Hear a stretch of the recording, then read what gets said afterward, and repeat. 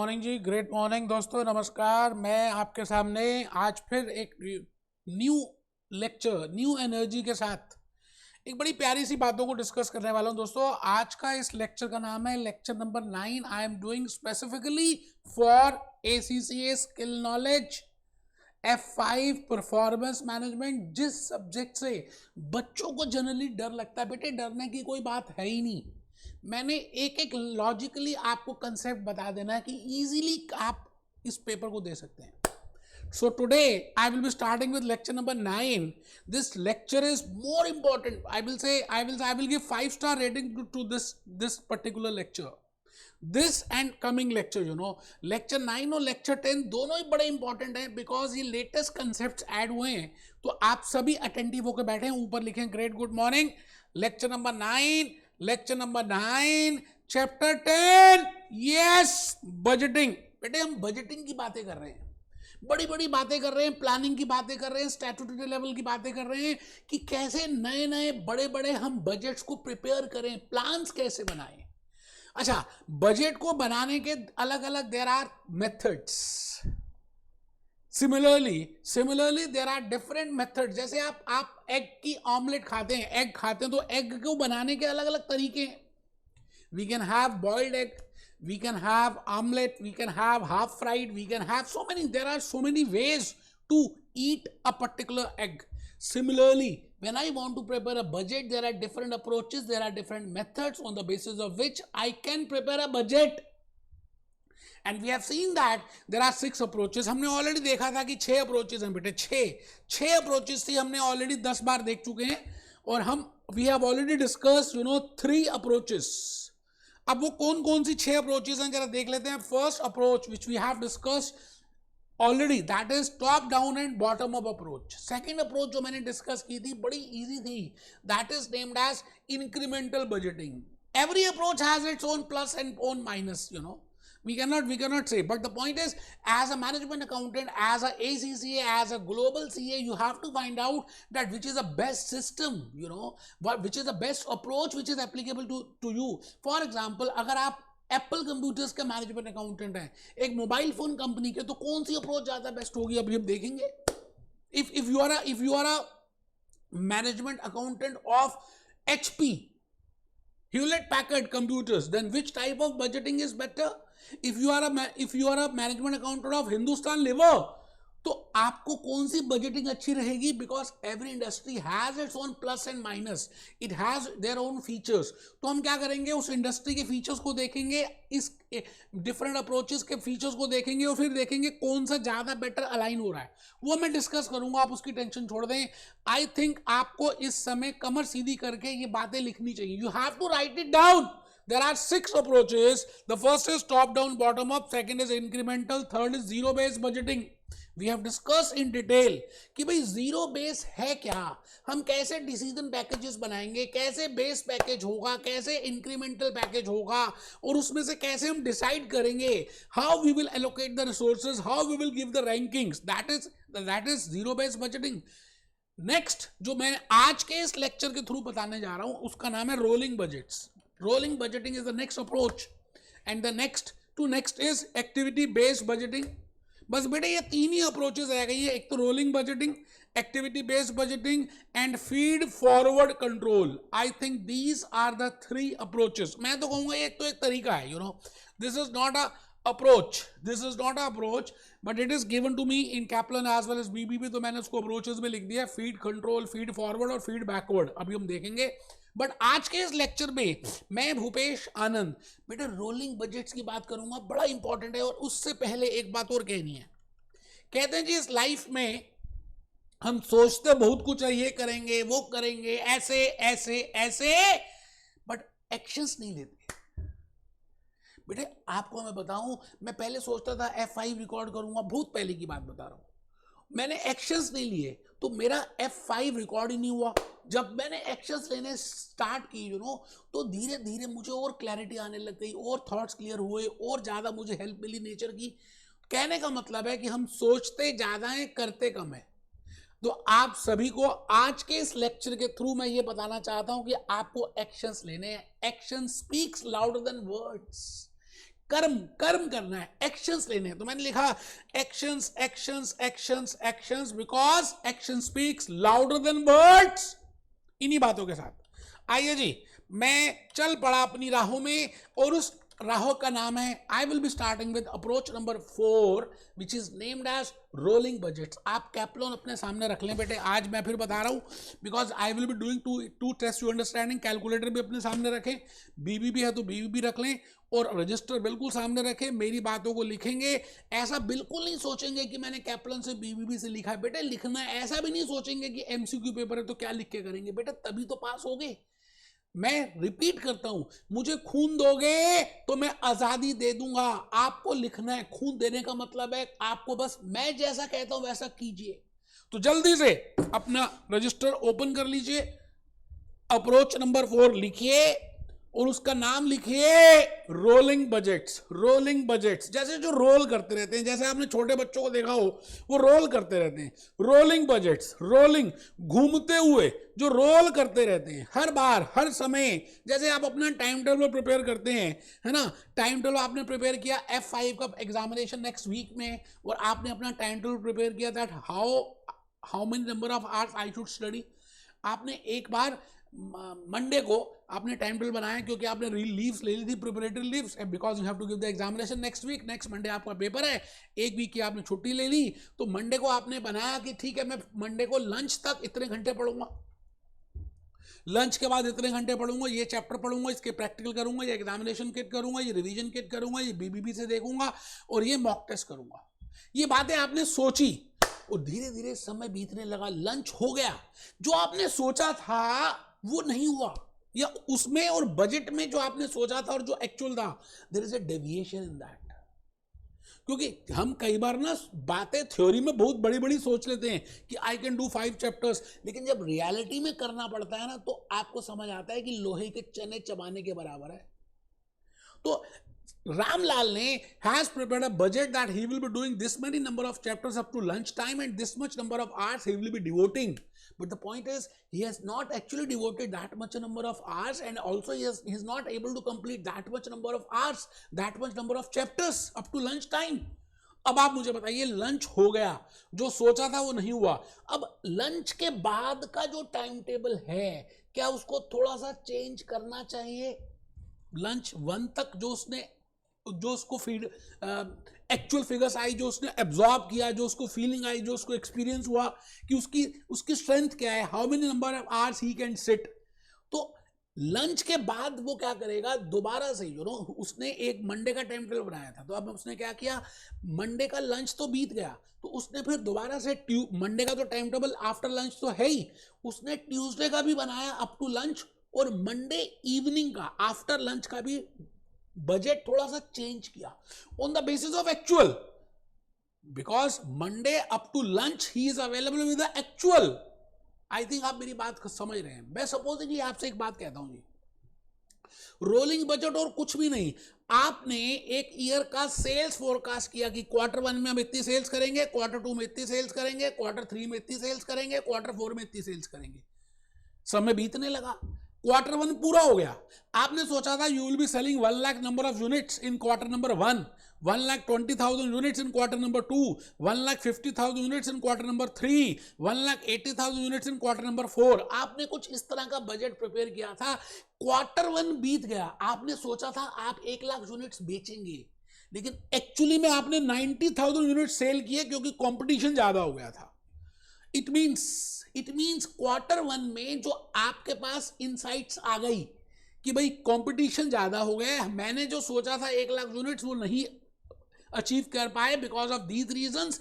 It means quarter 2 का figure हम quarter 1 के बेसिस में थोड़ी सी चेंज करेंगे, क्वार्टर 3 की भी चेंज करेंगे, क्वार्टर 4 की भी चेंज करेंगे, और नेक्स्ट ईयर क्वार्टर 1 का भी प्रिपेयर कर देंगे। इट मीन्स आपके पास हमेशा 12 महीने का बजट रहेगा। जैसे जैसे पुराना क्वार्टर खत्म हो गया, क्वार्टर 1 खत्म हुआ, आपने quarter 2, quarter 3, quarter 4 of the same year plus quarter 1 of the next year, आपने फिर एक क्वार्टर नया क्वार्टर का प्रिपेयर कर दिया। इट मींस आप क्या कर रहे हैं, आप जैसे जैसे पीरियड खत्म होता जा रहा है आप उसी पीरियड को दोबारा जीवित कर रहे हैं, दोबारा से जिंदा कर रहे हैं, और उसके बाद आप उस इनसाइट्स को माइंड में रखते हुए, उस ग्रोथ रेट को माइंड में रखते हुए, उस इन्फ्लेशन रेट को या जो भी changes I, you prepare a new budget again for 12 months because you have already prepared for quarter 2, quarter 3, quarter 4. Just you have to amend that and you have to prepare a new budget for quarter 1. It means you will always be available with 12 months budget. आपके पास हमेशा 12 महीने का budget होगा. मैंने कहा जी quarter 1 जैसे ही complete हुआ तो आप अपने बजट को दोबारा चेक करेंगे, तो इसका नाम पड़ गया control period. It can B monthly also. कुछ ऐसी इंडस्ट्रीज होती हैं, कुछ ऐसी कंपनीज होती हैं जो 6 महीने का 12 महीने का बजट बनाती है, but after every 12 months, after every month they revise that. It depends upon the industry, it depends upon the nature of that company, it depends upon whether that is the mobile industry, whether that is the tire industry, whether that is the FMCG, whether that is steel industry, whether that is oil and gas, whether that is vocational classes. So it depends. Now the point is, आप क्या करेंगे, जो period बीत गया उससे कुछ सीखेंगे और उसके बेसिस पे एक नए पीरियड का, जितना पीरियड खत्म हो उसका नया पीरियड फिर बनाएंगे, और जो ऑलरेडी पीरियड अभी एग्जिस्ट कर रहे हैं उनको थोड़ा सा अपडेट करेंगे. बेटे इसी का नाम है रोलिंग बजट. कोई घबराना नहीं है. फर्स्ट पॉइंट आप लिख रहे हैं, अप्रोच नंबर 4 लिख रहे हैं. बेटे आपको ना ये फोटोज जरूर बनानी है. फ्लो चार्ट बनाएंगे तो आपको लॉजिकली समझ आएगा कि मैं कहना क्या चाह रहा हूं. अज्यूम करते हैं ये टाइमलाइन है. This is a timeline, this is a timeline, ये टाइमलाइन है, ये टाइमलाइन है. मैंने T0 से अपनी कहानी शुरू की ऑफ ईयर दिस, मतलब फर्स्ट T0 का मतलब है फर्स्ट मंथ, ऐसा समझ लें, है ना, बिगिनिंग ऑफ द पीरियड. ठीक है जी. तो मैंने 1 साल का बजट प्रिपेयर कर दिया. अब मैंने इसको, my control periods can be monthly, my control periods can be weekly, my control periods can be quarterly. अभी हम उसमें आ रहे हैं. बस मैं ये जस्ट कहना चाहता हूं कि मैंने 12 महीने का पीरियड कंप्लीट किया. जैसे ही मेरा वो कंट्रोल पीरियड कंप्लीट हुआ, है ना, जैसे ही मेरा वो कंट्रोल पीरियड कंप्लीट हुआ, मैंने बजट को एक्चुअल के साथ कंपेयर किया और रीजंस फाइंड आउट करने की कोशिश की कि भाई क्या रीजंस थी, why there is a deviation between budget and actual. जैसे आपने टाइम टेबल बनाया पढ़ने के लिए F5 के लिए, आपने कहा था जी मैं 5 घंटे पढ़ूंगा लंच से पहले, बट एक्चुअली में आप 4 घंटे पढ़े. तो आप ये चेक करेंगे कि 5 और 4 के बीच में जो डिफरेंस आया, why there is a difference. आपने ज्यादा टाइम मोबाइल पे लगा दिया, फेसबुक पे लगा दिया, इंस्टाग्राम पे लगा दिया, लिंक्डइन पे लगा दिया, आप ज्यादा सो गए, आप ज्यादा ढीले थे, आपके out. It means you will find out the reasons, you know, and once that those reasons are being, you know, you have detected that. तो नेक्स्ट जो क्वार्टर 2 का जो बजट होगा, जो क्वार्टर 3 का होगा, और जो क्वार्टर 4 का होगा, और नेक्स्ट न्यू क्वार्टर 1 का होगा, जो नेक्स्ट ईयर का नेक्स्ट न्यू क्वार्टर 1 आएगा, आपके पास हर समय 12 महीने का बजट होगा. ये बात तो क्लियर है, इसमें तो कोई टेंशन वाली बात ही नहीं है. हाँ, जो क्वार्टर 1 लास्ट ईयर का बीत गया उससे कुछ हम इंसाइट्स लेकर, उसकी कुछ बातों को समझ के हम इस पीरियड को, क्वार्टर 2 को, क्वार्टर 3 को, क्वार्टर 4 को और new quarter 1 of next year को अमेंड करेंगे, नया बजट बनाएंगे. तो इसका मतलब आपके पास हर समय, आप यहां पे खड़े हैं, आप यहां खड़े हैं, आप यहां पे खड़े हैं तो भी 12 महीने का पीरियड है, आप यहां पे खड़े हैं तब भी 12 महीने का. अगर आप यहां तक देखें, it means you will always be available with the annual budget, but the point is it is named as rolling budget. एक बच्चा कहता है सर अगर ऐसा होगा तो पता चलेगा हम हर समय बजट ही बना रहे हैं. हाँ बेटे, कहते हैं हर चीज के देखिए कुछ प्लस और कुछ माइनस हैं, है ना. अगर आप प्रैक्टिकली हाथ से नोट्स नहीं बनाते, आप खाली मेरी बातों को सुनते हो, तो उसके कुछ प्लस माइनस हैं. प्लस क्या है कि आप आराम से बैठे रहोगे, you will be in the comfort zone. Minus क्या है कि दोबारा से 3 बार 4 बार आपको एग्जामिनेशन फीस देनी पड़ेगी क्योंकि आप फेल हो जाओगे. इसी तरह से you know, when I follow a rolling budget, जब मैं रोलिंग बजट फॉलो करता हूं तो इसका मतलब ही यही है कि आपको एक अलग से बजट डिपार्टमेंट बनाना पड़ेगा, एक बजट कमेटी बनेगी. उसमें ऑलरेडी लोग क्या करते रहेंगे, हमेशा क्या करेंगे, बजट ही बनाते रहेंगे. It means it will involve time, it will involve cost, no doubt. Uncertainty आप पहले से ही रिवील कर लोगे. जैसे मैं ये कहता हूं जी क्वार्टर 1 में मेरी सेल्स कम हुई क्योंकि कंपटीशन ज़्यादा आ गया था.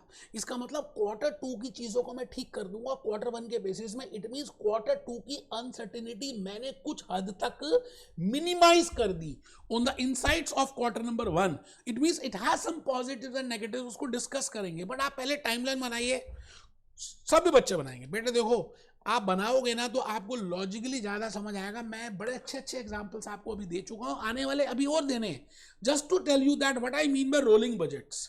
तो आप देखिए जी, लिखिए suppose earlier accounting period, suppose earlier, second point लिख रहे हैं, suppose earlier accounting period has expired, उसका कोई पीरियड एक्सपायर्ड हो गया, उसका कोई कंट्रोल पीरियड एक्सपायर्ड हो गया, मतलब 1 मंथ एक्सपायर्ड हो गया, मतलब 6 महीने एक्सपायर हो गए, मतलब 3 महीने हो गए, मतलब 1 ही मंथ हो गया, वो डिपेंड करता है कि आपने कितना कंट्रोल पीरियड लिया है।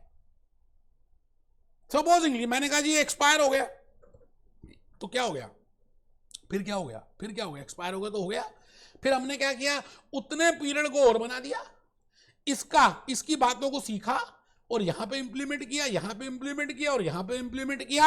इस तरह के बजट का नाम है, इस तरह की अप्रोच का नाम है rolling budget. This is named as rolling budget.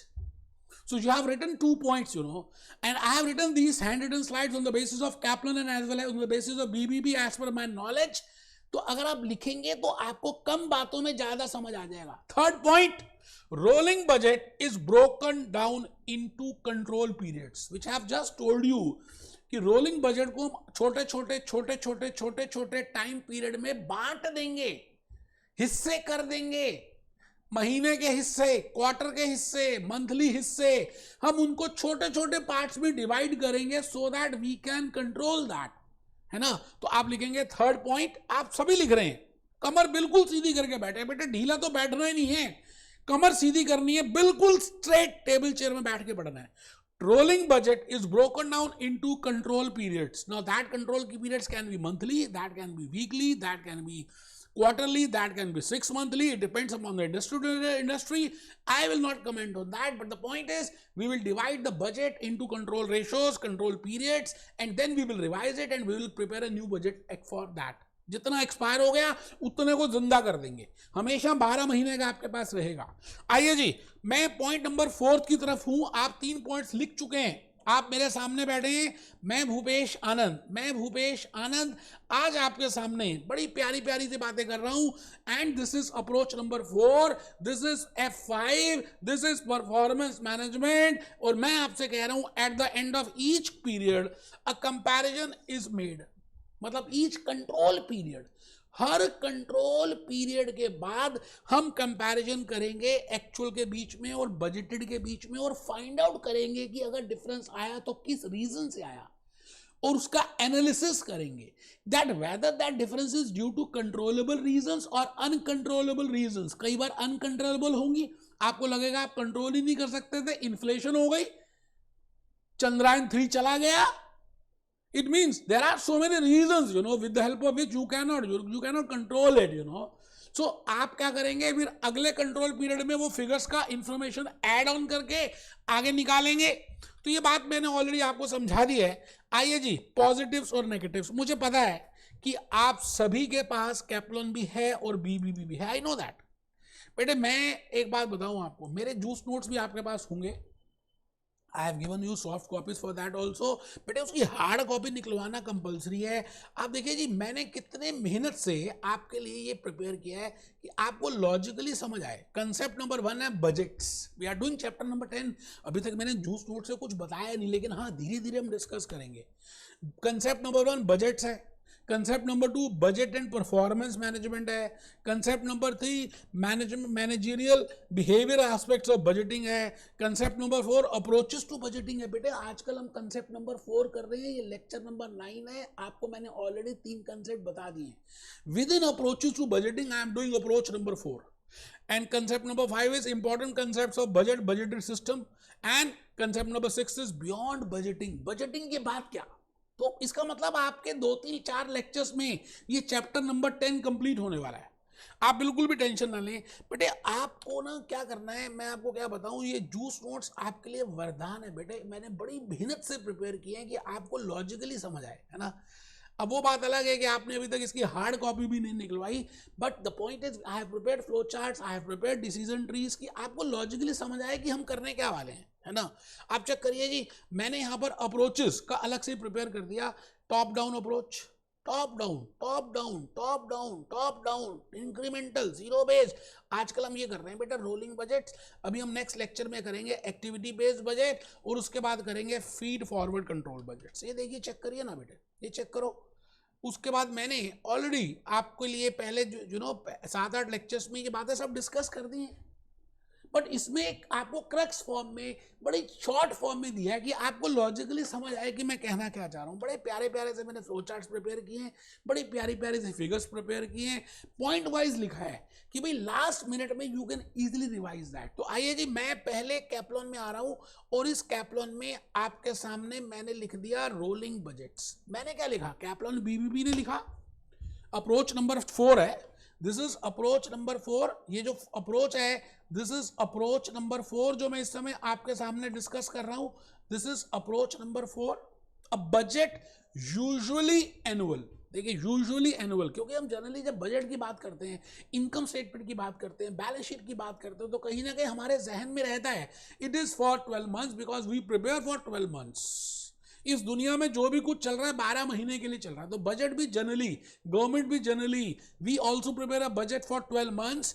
It is always this rolling budgets are more accurate if this जो मैंने बताया बेटे, अगर अब आप पढ़ेंगे ना तो आपको लॉजिकली ज्यादा समझ आएगा। मैंने इसलिए ओपन किया कि पॉजिटिव्स और नेगेटिव्स ये लिखे हुए हैं, नो डाउट कैप्लॉन में है, बीबीबी में भी है कि भाई ये पॉजिटिव है रोलिंग बजट के और ये नेगेटिव है रोलिंग बजट के। क्या पॉजिटिव है, planning and control will be based on a more accurate budget. मतलब जब आप रोलिंग बजट्स बनाएंगे तो हर बार हम पुरानी गलतियों से नई चीजों को एस्टिमेट कर रहे हैं।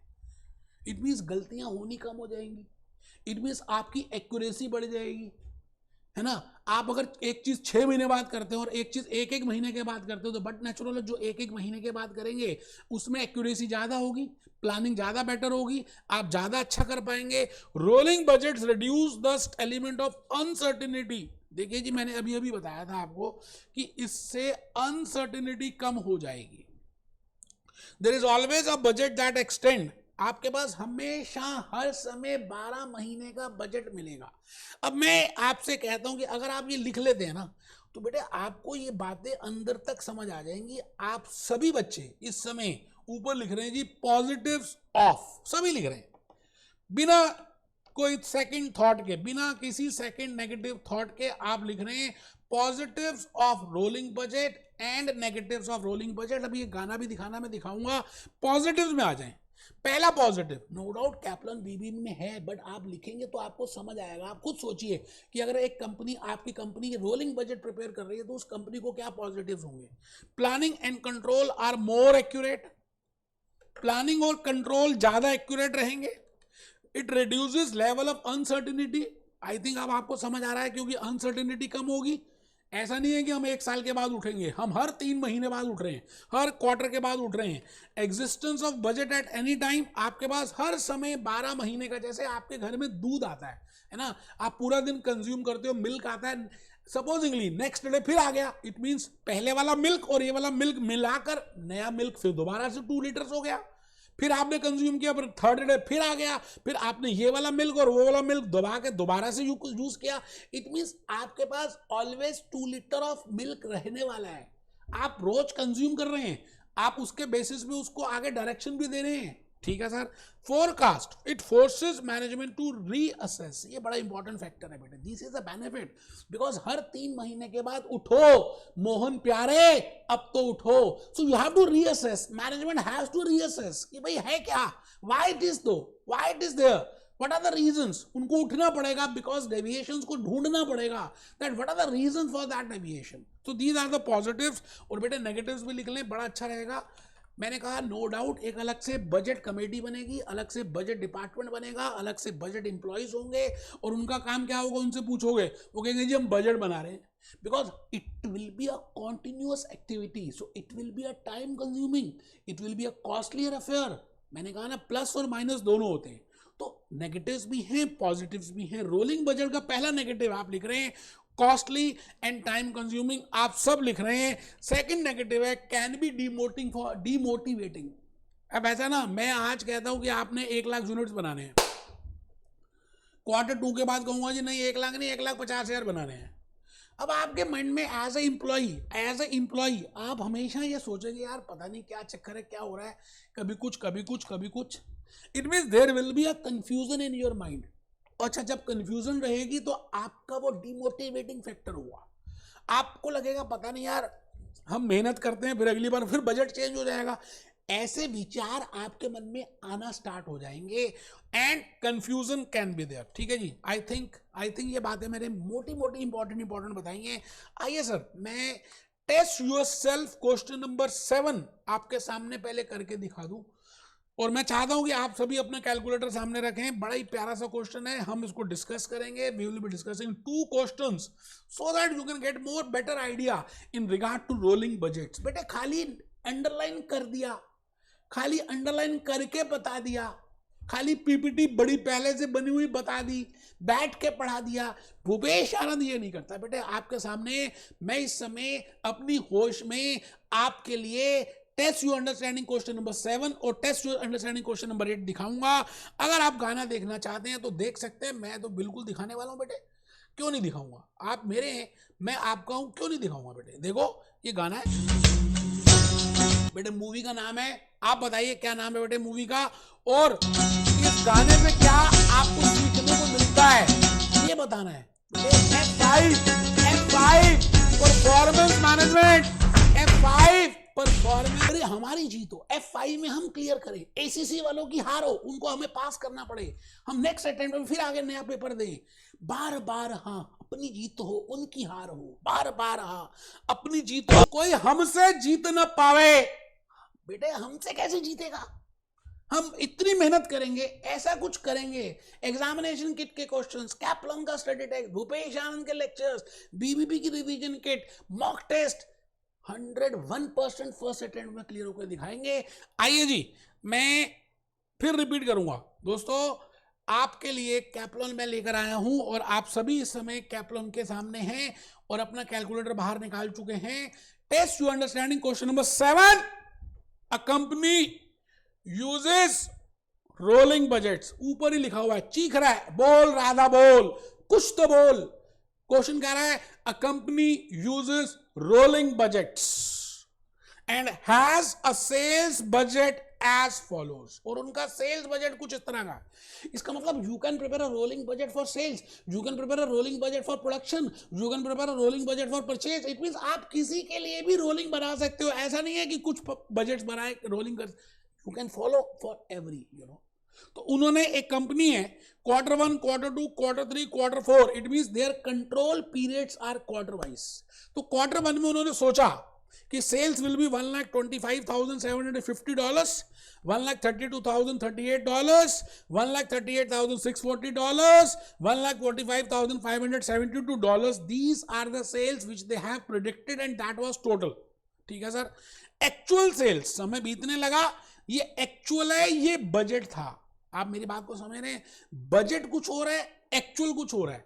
Actual sales for the Q1 was 123,450। आपने सोचा था कि ये होगा, लेकिन हुआ ये, प्यार तो होना ही था। Now the point is there is a deviation between the budgeted and sales and the actual sales for Q1. तो मैनेजमेंट को ये फोर्स कर देगा रीअसेस करने के लिए कि भाई ये Q2 की जो फिगर्स हैं, ये जो Q3 की जो फिगर्स हैं और ये जो Q4 की जो फिगर्स हैं, क्या इनको हमें अपडेट करना चाहिए, क्या हमें इसको ऑल्टर करना चाहिए। प्लस Q1 नेक्स्ट ईयर का एक और बनाएंगे क्योंकि ये क्वार्टर तो खत्म हो गया। अच्छा आगे देखिए क्या लिखा है, रीजन फाइंड आउट की मैनेजमेंट ने, और ये पता लगाया गया क्या, the budget committee has propose that the revise assumption for the sales growth should be, वो कहते हैं 3% का 3% should be you know the revise sales growth and you have to prepare a budget on this basis. आराम से देखिए जी, हमने दो, we will be doing test yourself question number 7 and test yourself question number 8। आराम से करेंगे, प्यार से करेंगे तो लॉजिकली समझ आएगा। ऐसा नहीं कि कैप्लन का आंसर देखा और कर लिया जी हो गया, ऐसा नहीं होता बेटा। मैंने क्या किया, बड़ी मेहनत की और आपके लिए इसकी स्लाइड्स प्रिपेयर की है। आइए जी, मैं भूपेश आनंद चाहता हूं कि आप सभी स्लाइड्स प्रिपेयर अपने हाथों से पहले टाइमलाइन बनाएं। Q1 है ना बेटा, ये देखो ना, ये तो बीत गया ना Q1, क्वार्टर 1 बनाया मैंने, क्वार्टर 2, क्वार्टर 3, क्वार्टर 4 और एक न्यू क्वार्टर और बना दिया नेक्स्ट ईयर का, बिकॉज हर समय आपके पास 12 महीने का होना चाहिए। बट द पॉइंट इज, इस फिगर को हमने जब अपडेट किया तो इसके बेसिस पे पहले चेक कर लिया कि बजट क्या था, 1,25,750, एक्चुअल क्या था, 1,23,450। बताइए जी, ये फैक्ट है।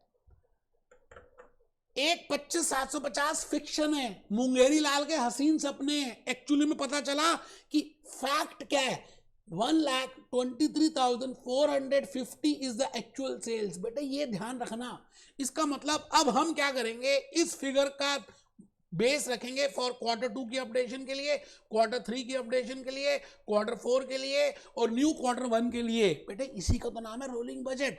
अच्छा, मैनेजमेंट कहती है 3% से इंक्रीज होगा। आप बताइए 3% कैसे आएगा? बेटे मैं एक फिगर निकाल के दिखा देता हूं, 1,2,3,4,5,0 ये है बेटा actual, into 3% plus is equal to, ये आ गया जी 127 आराम से, कोई जल्दी नहीं है, 127,153। आप चेक कर लीजिए। इसका मतलब अब क्वार्टर टू की जो सेल्स होगी वो होगी 1,27,153। इसका मतलब क्वार्टर 2 की सेल्स अब हम जो पहले सोची थी, क्या सोची थी बेटे, हमने क्या सोची थी, जो भी सोची थी बेटे 1,32,000, नहीं, अब हम ये नहीं लेंगे, बिकॉज क्वार्टर 1 से हमने कुछ सीखा, उसको फिर हमने क्वार्टर 2 में अप्लाई किया। इट मींस 1,32,038 नहीं होगी अब हमारा बजटेड में क्वार्टर 2 की sales, rather that will be 127,153। अब एक बच्चा तो कैलकुलेटर लेके बैठा नहीं, वो मोबाइल से कर रहा है, बेवकूफ है, थप्पड़ मारो खींच के, उसको पता नहीं चल रहा है 127,153 फिगर कहां से आ गई। मत पता चले भैया, मैं तो क्वार्टर 3 की निकाल रहा हूं, ये लो ये भी निकाल दी 130,968। बेटे इतना इजी है, जब तक आप अपने आप नहीं करेंगे कैसे होगा, आप बताओ ना।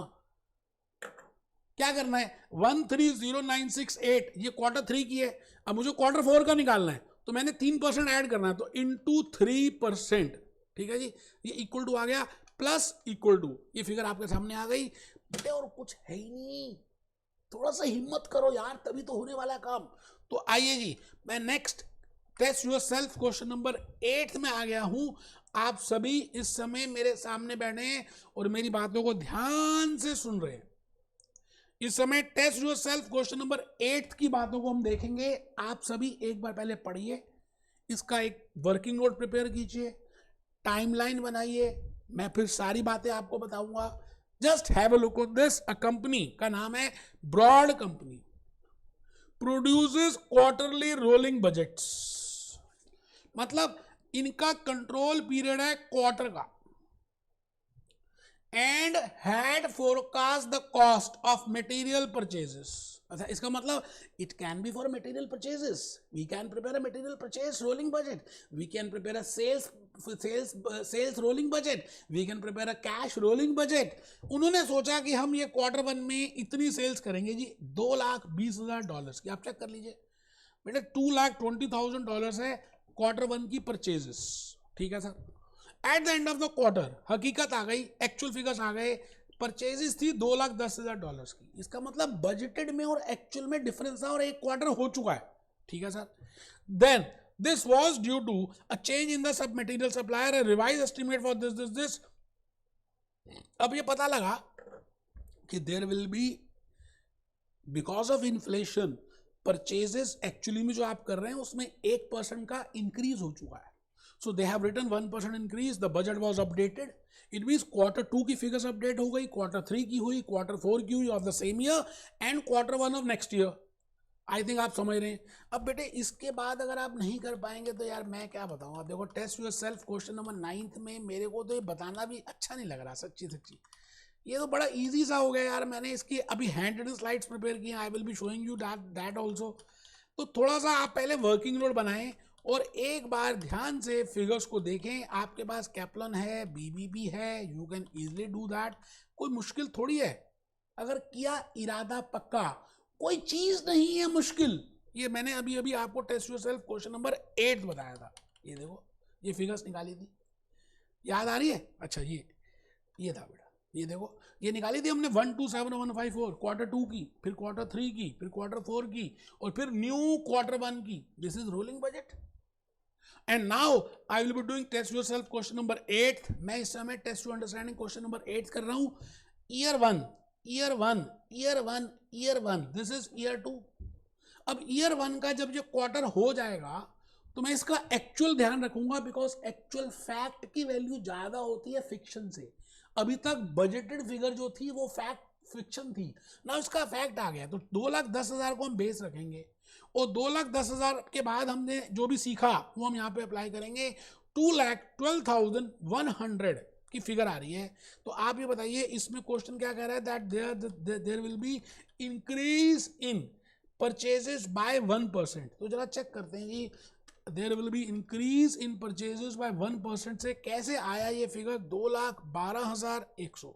मैं आपको टाइम दे रहा हूं, आप सभी आराम से, कोई जल्दी है नहीं, आप आराम से निकालिए और फिर मेरे को बताइए. मेरा तो आप ही गया जी 2,12,100. आप चेक कर लीजिए 2,12,100 कैसे आया. 2,10,000 एक्चुअल फिगर है क्वार्टर 1 की. हम क्वार्टर 1 की बजटेड फिगर को नहीं देखेंगे इस समय. We will be only watching actual figure of quarter 1, because it is to be given to be more weight, that is 2,10,000. तो 2,10,000 के बाद हमें अब पता चला कि 1% में ग्रोथ होगी. तो 2,10,000 into 1% plus is equal to 2,12,100. अच्छा, into 1% plus equal to 2,14,221 into 1% plus is equal to 2,16,361. बेटे मैं फिर रिपीट करता हूं, आपके सामने ऑलरेडी मैंने यहाँ पे लिख भी दिया है और हम इजीली कर रहे हैं. इसी बजट का नाम है रोलिंग बजट. मुझे ऐसा लगता है कि मैंने बड़े सारी प्यार से, ईमानदारी से, एनर्जी से आपको सारी बातें बताने की कोशिश की है. थोड़ी सी हिम्मत करनी है और आगे बढ़ना है. Be happy, B jolly, B cheerful. बेटे अभी हमने करना है activity based budgeting, most important. बच्चों को समझ ही नहीं आता एक्टिविटी बेस्ड बजटिंग. उसके बाद करना है feed forward and feed backward control. देखेंगे, मिलते हैं बेटे.